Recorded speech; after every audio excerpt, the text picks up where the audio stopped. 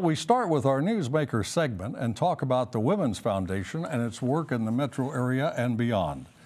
The foundation's mission is described in part as working to create lasting change for women and their families. And joining me is Wendy Doyle, the group's president and CEO.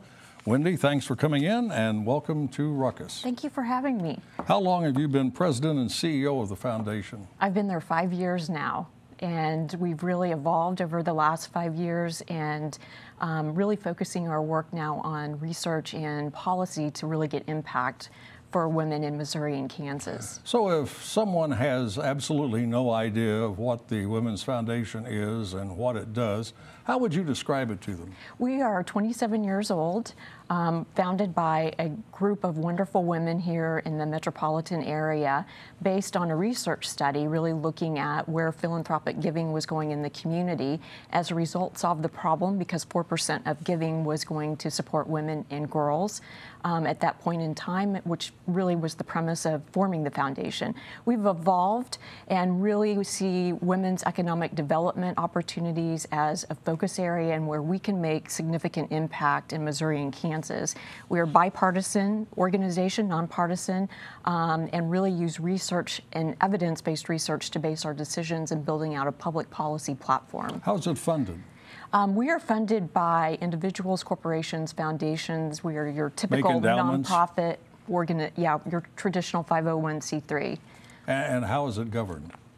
We are governed by a board of directors and have a staff that implement the strategic direction for the organization. Okay, I know you've got a lot of projects, and we're going to try to talk about as many as we can.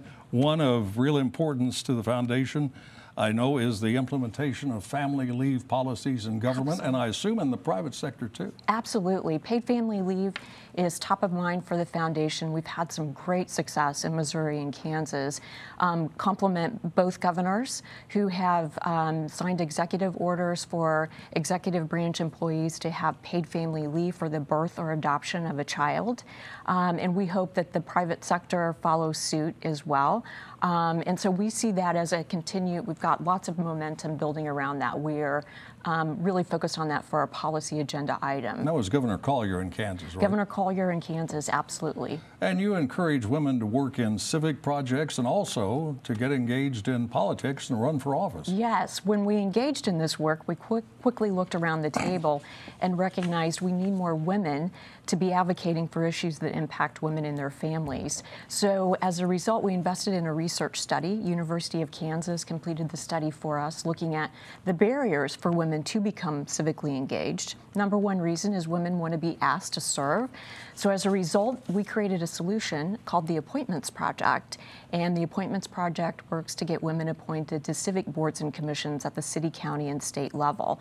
Our objective is to build a pipeline. We hope that civic engagement may encourage women to want to go on and run for elected office. Do you have research that shows that gender diversity solves problems or makes things better? Absolutely. We just completed a study by our friends at University of Missouri's Institute of Public Policy looking at the best practices for the appointments process. And best practices demonstrate that having more diverse public boards and commissions that make real concrete decisions builds public trust, really makes effective decisions and the best decisions for the community at large. You're probably encouraged that there are more women in the U.S. Congress, in the U.S. House, and the U.S. Senate. In the House, I checked this, 23.4% are women. In the Senate, 25% are women. Absolutely. We see that's a marked difference from years gone by. Absolutely, marked difference. Here in the heartland in Missouri and Kansas, with the past election, we saw Missouri increase the representation of women in the legislature. In Kansas, we saw a decrease. And so, again, we had a number of record number of women running for office, but yet we still have some work to do. That tells us. 2 women joined the Johnson County Commission, and the governor of Kansas is a female. Absolutely. So we're making progress. Yeah. All right, we're out of time. Thank you very much for coming in, and good luck with your projects. Thank you for having me. Appreciate your time. That is Wendy Doyle, the president and CEO of the Women's Foundation. Now let's meet the panel and start a ruckus.